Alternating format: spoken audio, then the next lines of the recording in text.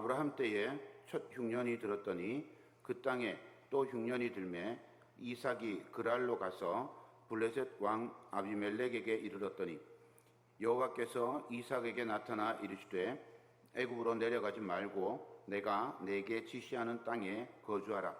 이 땅에 거류하면 내가 너와 함께 있어 내게 복을 주고 내가 이 모든 땅을 너와 내 자손에게 주리라. 내가 내 아버지 아브라함에게 맹세한 것을 이루어 내 자손을 하늘의 별과 같이 번성하게 하며 이 모든 땅을 내 자손에게 주리니 내 자손으로 말미암아 천하 만민이 복을 받으리라. 이는 아브라함이 내 말을 순종하고 내 명령과 내 계명과 내 율례와 내 법도를 지켰음이라 하시니라. 그 밤에 여호와께서 그에게 나타나 이르시되 나는 내 아버지 아브라함의 하나님이니 두려워하지 말라. 내 종 아브라함을 위하여 내가 너와 함께 있어 내게 복을 주어 내 자손이 번성하게 하리라 하시니라.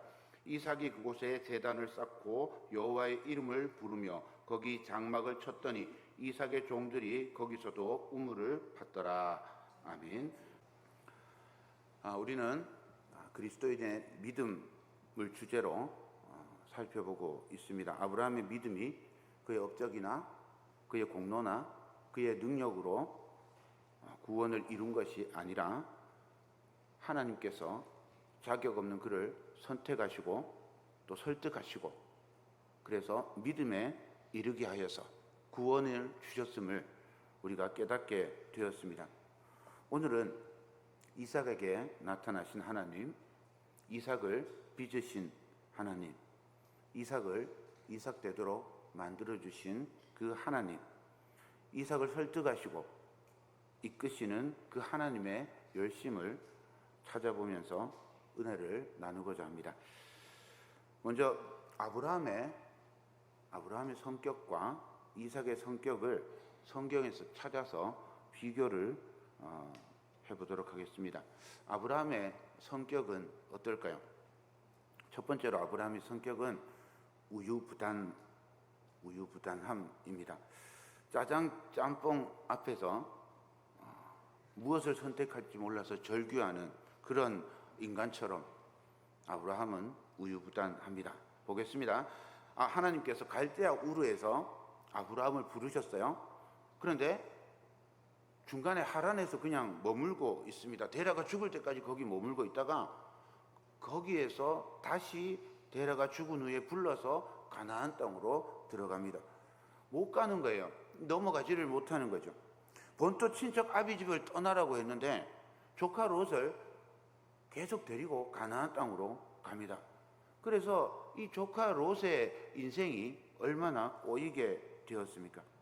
15장에 가면 하나님께서 내 씨로 후손이 태어나게 하시겠다 이 말씀을 딱 듣고 사라와 아브라함이 장꾀를 낸 게 아브라함의 씨면 되는구나. 그래서 하갈을 첩으로 맞이합니다. 약속을 굳게 믿고 있었으면 하갈을 첩으로 줘도 단호하게 잘라 넣어야 되죠. 분란의 싹을 제거해야 됩니다. 그런데 그냥 사라가 시키는 대로 꾸역꾸역 따라갑니다. 어떤 사람들은 이 아브라함의 우유부단함의 원인을 나태에서 찾기도 합니다. 본질적으로는 적극적인 사람인데 이 적극성의 그림자가 나태로 나타난답니다. 그게 이제 제 눈에는 우유부단으로 보였다는 거죠. 어쨌든 아브라함은 우유부단한 사람입니다. 두 번째로 그 본질적인 적극성이 어쨌든 저돌성으로 나타납니다. 저돌이라 하면 멧돼지가 돌격하는 게 저돌입니다. 멧돼지 보이죠? 해병대 7연대가 멧돼지 돌격연대라고 그래서 한번 찾아봤습니다. 해병대 7연대는 돌격연대입니다. 하나님께서 후손을 주시겠다고 약속해 주시니까 그 다음에 아브라함이 뭘 해야 되는가 하면 기다려야 되잖아요. 하나님께서 후손을 주시겠다 그랬으니까 기다려야 되는데 기다리지를 않습니다. 그리고는 조카 롯을 어떻게 후계자로 삼을까 아니면 다메섹 엘리에셀을 내가 상속자로 삼을까? 이것도 안 되면 이스마엘이라도 한번 어떻게 해볼까? 계속 이렇게 저렇게 문제만 만들어내는 거죠. 마치 베드로 같지 않습니까? 조카 롯이 이 북방 4개국의 연합군에게 잡혔어요. 그래서 롯을 구하기 위해서 사병 318명을 데리고 야간에 아주 전격적으로 공격을 해서 롯을 구출합니다. 그런데 이 네 나라의 연합군이 얼마나 강대한지 나중에 알게 된 거예요. 그리고는 이 생각을 하는 거죠. 내가 지금 무슨 일을 저지른 거야? 그래서 막 두려움에 사로잡힙니다. 약속의 땅에 들어왔는데 가뭄이 닥치니까 아무 생각 없이 바로 애굽으로 피합니다. 마치 난 생각 없어. 요즘 말로 노빠꾸. 나는 노빠꾸야. 이렇게 생각하면서 애굽으로 달려간 것 같아요. 모리아산에서 아들 이삭을 바치라고 하니 아무 말도 아무 대꾸도 없이 바로 실행에 옮깁니다. 금쪽 같은 내 새끼, 눈에 넣어도 아프지 않은 내 새끼인데 아무 말도 하지 않아요. 그냥 돌격 앞으로 하는 거죠. 이 아브라함의 저돌성을 볼 수 있습니다. 아브라함의 이 우유부단한 모습과 아브라함의 저돌성을 합쳐서 세 번째 실용주의자라고 제가 이름을 붙였습니다. 실용주의자. 한편으로는 우유부단하고 한편으로는 멧돼지 같은 저돌적인 모습을 보이는 아브라함. 이 아브라함은 사실 실용주의자입니다. 아브라함의 마음은 이런 것 같아요. 목표를 이루기 위해서 편법도 괜찮다. 하나님께서 소돔 고모라를 멸망시키기 위해서 아브라함이 의인 50명을 위해서 소돔을 용서해 달라고 기도합니다. 이런 생각을 해보았어요. 하나님께서 롯을 구하려는 계획을 아브라함에게 이야기하지 않았습니다. 그래서 아브라함이 롯을 구하려는 하나님의 마음은 몰라요. 그런데 아브라함 조카잖아요. 소돔 고모라가 망한다니까 어떻게 롯을 구하고 싶어요. 롯을 구하고 싶은데 구할 방법이 없잖아요. 그래서 생각해낸 꾀가 혹시라도 의인 50명이 있으면 롯과 함께 의인 50명이 살 수 있지 않을까, 이렇게 해서 하나님께 간구한 거예요. 그런데 가만 생각해 보니까 아무리 생각해봐도 의인 50명이 있을 것 같지 않은 거예요. 그래서 45명, 40명, 30명, 20명, 마지막에 10명까지 줄여서 간구를 해봅니다. 자, 아브라함이 어떤 생각을 했겠어요? 롯과 롯의 아내, 롯의 두 딸, 롯의 두 사위 6명입니다. 그러면 몇 명만 있으면 되죠? 의인 4명만 있으면 소돔 고모라가 멸망당하지 않는 거예요. 일단 멸망당하지 않은 채로 롯의 가족들을 끄집어내고, 그리고 나서 멸망당하든지 말든지 그건 내 알 바 아니죠. 어쨌든 내 가족들을 끄집어낼 시간을 벌어야 된다. 야, 4명 없겠냐? 이 생각을 하고 간구했던 건 아닐까 혼자 추측해 보았습니다. 그런데 어때요? 소돔 고모라에 그 의인 4명이 있었던가요? 없었어요. 물론 롯의 딸이, 롯의 사위가 의인이었냐 아니었냐 이건 차치하고요. 어쨌든 처음에 구하려고, 천사들이 구하려고 했던 건 사위까지니까 그렇게 생각해 보았어요. 두 번째로 또 생각해 볼 수 있는 게 아내를 누이라고 속여도 괜찮아요. 왜냐하면 아브라함은 실용주의자니까. 도대체 무슨 마음으로 아브라함은 아내를 누이라고 속였을까요? 그것도 2번씩이나. 한 번이면 실수라고 생각할 수 있죠. 2번이나 속입니다. 애굽에서 사라를 데려가면서 바로 왕이 많은 선물을 줍니다. 창세기 12장 16절입니다. 이에 바로가 그로 말미암아 아브라함을 후대함으로 아브라함이 양과 소와 노비와 암수 나귀와 낙타를 얻었더라. 그냥 우리말로는 후대, 그냥 아주 후히 대했다, 넉넉히 대해줬다, 그렇게 말하지만 사실 들여다보면 이건 사라를 아내로 맞이하는 지참금을 오빠 아브라함에게 준 겁니다. 지참금 준 거죠. 그런데 아브라함은 자기만 살면 괜찮다고, 내가 살면 하나님의 약속이 나를 통해서 이루어질 거야. 그러니 사라는 어떻게 돼도 상관없어. 사라는 애굽의 왕의 부인이 돼서 잘 먹고 잘 살겠지. 그러고는 보내는 거죠. 하나님께서 바로의 집에 큰 재앙을 내린 후에 애굽에서 나오게 됩니다. 이때도 바로가 큰 재산을 떼어줍니다. 17장에 들어오면 한 나라의 생존을 위협하던 아브라함이 사고란 사고는 다 치고 이제 99세에 하나님의 명령으로 할례를 받습니다. 그리고 이번에는 아브라함과 사라의 자식이 약속의 자식이 될 거라는 아주 확언을 받아요. 아브라함과 사라가 둘이서 아이를 낳는 자식이 약속의 자식이다. 둘이 다 안 믿어요. 그래서 웃습니다. 그래서 하나님께서 이름까지도 지어줍니다. 이삭이라고 이름까지도 지어줘요. 그런데 이 약속 후에 20장에 가면요, 아무런 고민의 흔적도 없이 사라를 자기 누이라고 속이고 그랄 왕 아비멜렉에게 사라를 보냅니다. 등골이 서늘해지지 않습니까?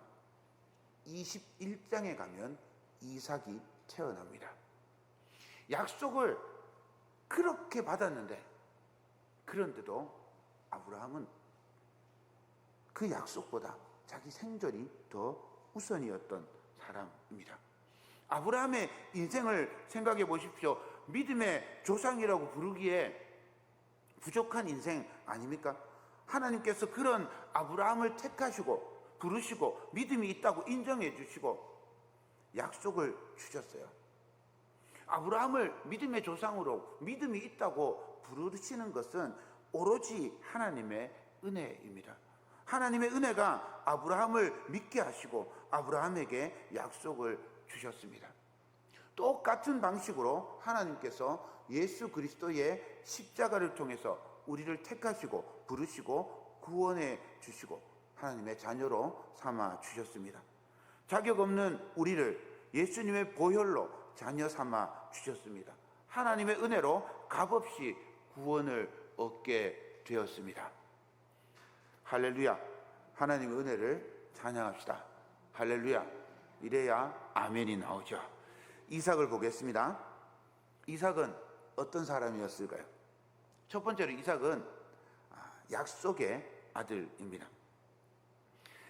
하나님이 이삭을 약속의 아들로 부르셨어요. 아브라함이 아들을 달라고 기도하지 않았습니다. 하나님, 아들을 주시면 제가 아들을 하나님께 바치겠습니다. 한나가 이렇게 기도했어요. 그리고 하나님께서 그 기도에 응답하셔서 아들을 주었습니다. 그런데 그렇게 아브라함에게 이삭을 준 게 아닙니다. 하나님께서 일방적으로 찾아오셔서 아들을 약속해 주었습니다. 그 약속 때문에 아버지 아브라함은 별일을 다 버리다가 결국에 웃음 속에 이삭을 낳았죠.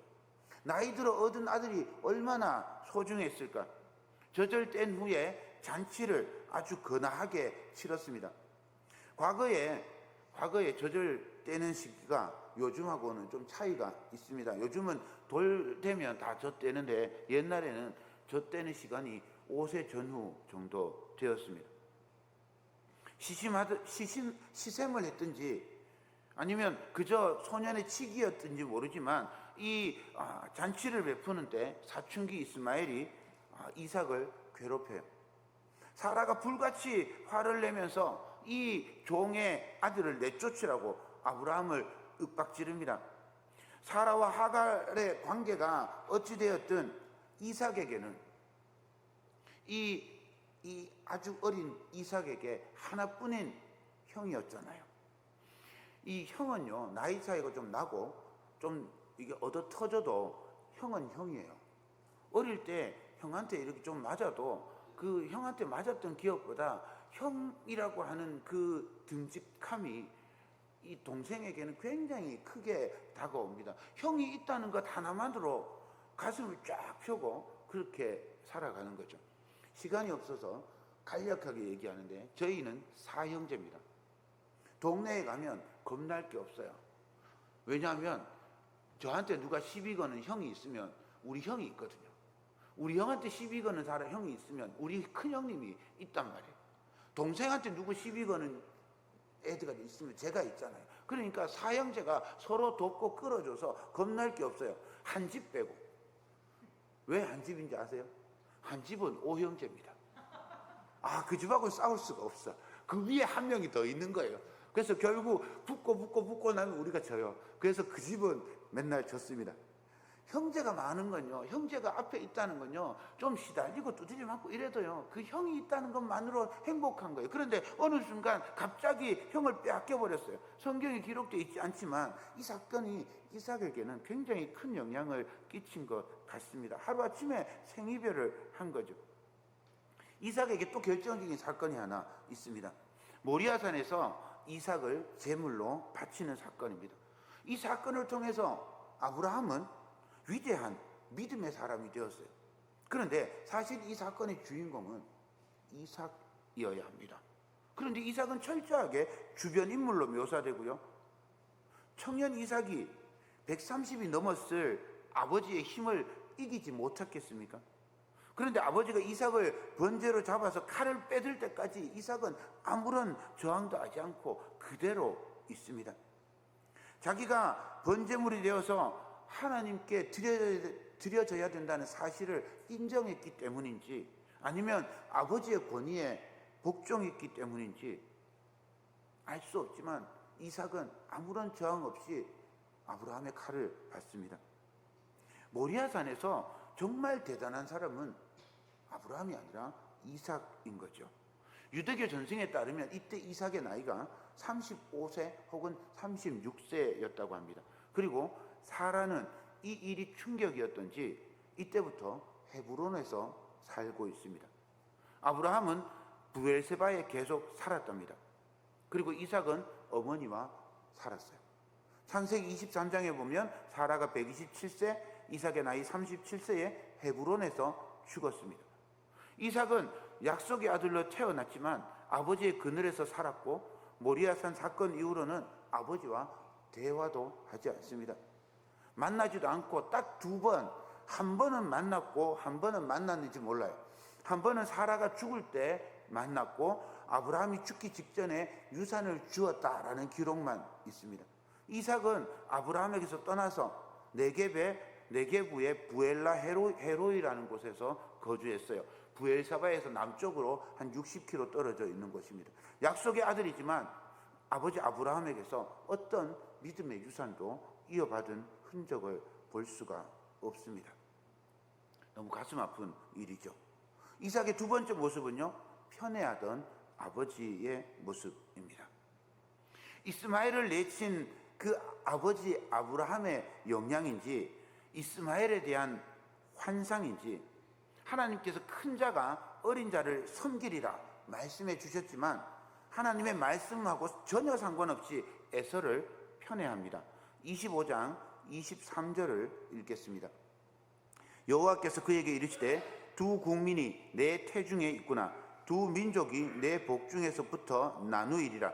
이 족속이 저 족속보다 강하겠고 큰 자가 어린 자를 섬기리라 하셨더라. 그저 단순히 장자이기 때문에 사랑을 준 것인지 모르겠어요. 광야에서 거주하며 활 쏘는 자가 되었던 이스마엘처럼 에서도 광야에서 날랜 사냥꾼이 된 것이 이삭의 마음을 사로잡았는지 이삭은 에서를 편애합니다. 야곱이 불쌍하게 보여서 혹은 남편이 에서를 너무 편애하니 리브가는 야곱을 사랑했답니다. 왜곡된 가정의 전형적인 모습을 보여주고 있습니다. 이삭의 모습은 어디에서도 믿음을 찾을 수가 없습니다. 이 사실에서 우리는 이삭에게 믿음의 조상 아브라함으로부터 아무런 믿음의 유산이 이어지지 않았음을 발견할 수 있습니다. 아브라함의 경험, 아브라함의 실패와 좌절, 그리고 하나님께서 아브라함을 어떻게 도우셨는지, 하나님께서 어떻게 은혜를 베푸시고 인도해 주셨는지 이삭에게 전달된 게 없어요. 약속의 단절은 하나님에게서부터 오는 게 아니라 부모에게서부터 옵니다. 저를 비롯해서 많은 성도들이 실수하는 것이 이겁니다. 자녀의 믿음이, 부모가 믿음이 좋으면 저절로 생겨날 것이라고 착각하거나 혹은 교회 학교에서 가르쳐 줄 것이라고 생각합니다. 부모의 믿음이 사실은 자녀가 하나님을 믿지 못하게 방해하는 경우가 많고, 믿음은 가르칠 수 있는 게 아니라는 사실을 인정하지 못하는 거죠. 우리가 어떻게 예수님을 믿게 되었는지 생각해 보십시오. 어느 날 문득 기도하고 싶은 마음이 우리 속에 간절하게 생겨났습니다. 그리고 예수님을 믿게 되었죠. 간절히 기도하면 믿음이 생기리라 생각하면 안 됩니다. 간절히 기도해도 믿어지지 않는 사람들이 있습니다. 간절히 기도하지 않았다고 생각할 겁니까? 바울은 어떻게 설명하시겠습니까? 모세는 어떻습니까? 지난주까지 열심히 보았던 아브라함은 어떻습니까? 그들이 간절히 하나님 보시기에 이만하면 내가 만나주고 믿음을 주겠다 해서 믿음이 생긴 겁니까? 아니면 믿어지지도 않는데 억지로 내가 믿어야지 주문을 외워서 그들이 믿게 되었습니까? 아브라함이나 모세나 바울이나 하나님께서 찾아오셔서 인도하시고 설득하시고 믿게 하셨습니다. 그래서 하나님의 그 설득으로 그들이 하나님을 믿고 따르게 된 거죠. 우리도 마찬가지입니다. 하나님의 은혜로 이 쓸데없는 인생을 예수 그리스도의 십자가 보혈로 구원해 주시고 믿게 하셔서 우리가 믿음을 가지게 된 겁니다. 그러니 우리가 자녀들을 위해서 무엇을 기도해야 될까요? 하나님께서 우리 자녀를 불쌍히 여겨서 구원해 주시기를 기도해야 돼요. 하나님의 사랑으로 돌보아 주시기를 간구해야 합니다. 하나님께서 우리를 찾아오셔서 만나 주셨듯이 우리 자녀들을 찾아가셔서 만나 주실 것을 믿고 기다려야 하는 겁니다. 그 기다림이 아브라함에게도 이삭에게도 없었던 것 같습니다. 세 번째로 이삭의 모습을 보면요, 이삭은 반복하는 사람입니다. 다른 쳇바퀴 돌듯이 아브라함이나 이삭이나 저렇게 반복하는 인생입니다. 창세기 26장은 이렇게 시작합니다. 아브라함 때에 첫 흉년이 들었더니 그 땅에 또 흉년이 들매 이삭이 그랄로 가서 블레셋 왕 아비멜렉에게 이르렀더니 여호와께서 이삭에게 나타나 이르시되 애굽으로 내려가지 말고 내가 네게 지시하는 땅에 거주하라. 이 땅에 거류하면 내가 너와 함께 있어 네게 복을 주고 내가 이 모든 땅을 너와 네 자손에게 주리라. 내가 내 아버지 아브라함에게 맹세한 것을 이루어 내 자손을 하늘의 별과 같이 번성하게 하며 이 모든 땅을 내 자손에게 주리니 내 자손으로 말미암아 천하 만민이 복을 받으리라. 이는 아브라함이 내 말을 순종하고 내 명령과 내 계명과 내 율례와 내 법도를 지켰음이라 하시니라.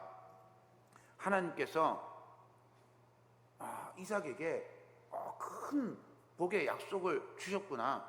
하나님께서 이삭과 언약을 맺으셨구나. 그냥 이렇게 읽고 넘어가면 안 됩니다. 가만히 이 말씀을 생각하면서 하나님께서 아브라함과 했던 약속을 기억해 보십시오. 하나님께서 아브라함과 했던 약속이 지금 26장에 그대로 반복하고 있습니다. 아브라함 때에 첫 흉년이 들었을 때라고 그렇게 이야기하면서 그랄에서 범한 실수를 반복하러 갑니다. 중간에 애굽에서 아브라함이 범한 실수는 하나님께서 막으셨지만 아마 하나님이 막지 않았으면 애굽으로 또 내려갔을지도 모르죠. 아브라함에게서 조금 더 나아진 것이 없는 이삭에게 하나님께서 똑같이 아브라함에게 했던 약속을 하고 있습니다. 동행의 복과 자손의 복과 복의 근원이 되는 그 복을 반복해서 약속해 주고 있습니다. 반복은 강조의 의미로 받아들일 수도 있지만 한편으로는 성장하지 못하고 변하지 않은 이삭의 모습을 보여주고 있습니다. 우리 인생도 어쩌면 이삭과 같습니다. 계속해서 반복하고 실수하고 넘어지고 죄를 짓습니다.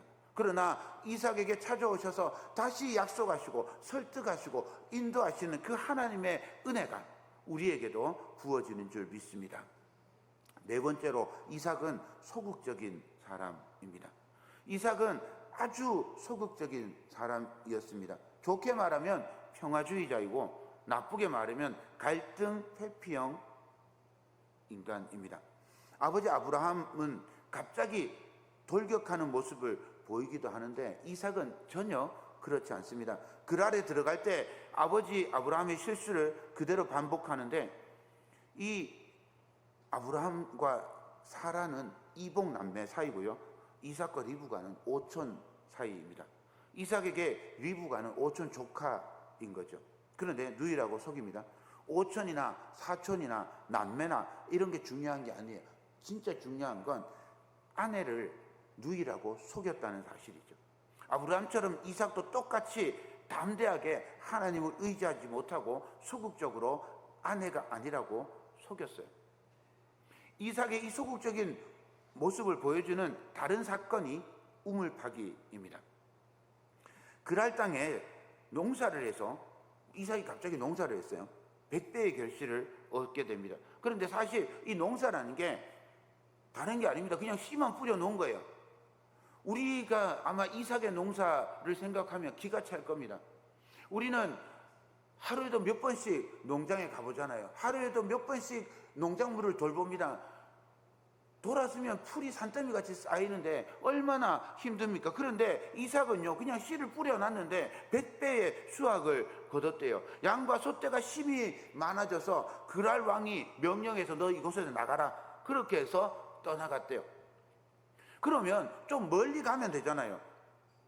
그런데 그랄 땅이나 브엘세바나 거기서 거기입니다. 한 20km, 30km 떨어져 있어요. 그래서 이삭이 그랄 골짜기에 가서 샘을 파는데 물이 나오니까 그랄 목자들이 보고 샘이 나서 샘을 빼앗아 버립니다. 이삭이 그 샘의 이름을 다툼이라고 지었습니다. 성경에서는 에색이라고 부릅니다. 이삭이 쫓겨났잖아요. 샘물을 뽑아냈는데 또 쫓겨났어요. 그래서 멀리 가면 되는데 또 조금 그냥 옆에 가가지고 또 샘을 팝니다. 놀랍게도 또 물이 나오는 거예요. 그랄 목자들은 만족하지가 않아요. 또 빼앗습니다. 이삭이 그 샘 이름을 대적이라고 그렇게 붙입니다. 그랄 목자들이 안 보이는데 가면 참 좋을 텐데 이 소심한 반항을 하는 건지 눈에 보이는 곳에다가 또 샘을 파는 거예요. 광야의 샘이 여드름 터지듯이 그렇게 툭툭 터지는 것도 아니고 판다고 물이 쑥쑥 나오는 것도 아닌데 이삭은 정말 놀랍습니다. 파는 대로 물이 나오는 거예요. 그랄 목자들이 이제 다투기도 지치고 물도 넉넉하니까 그냥 내버려 뒀어요.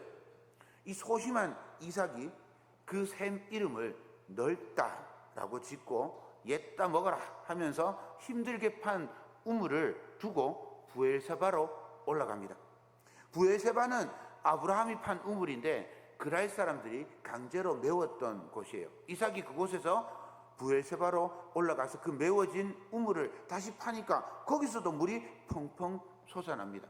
소심하고 소극적인 이삭인데 하나님께서 그에게 넘치는 복을 주셔서 이삭뿐만 아니라 이웃인 그랄까지도 복을 받는 모습을 보여줍니다.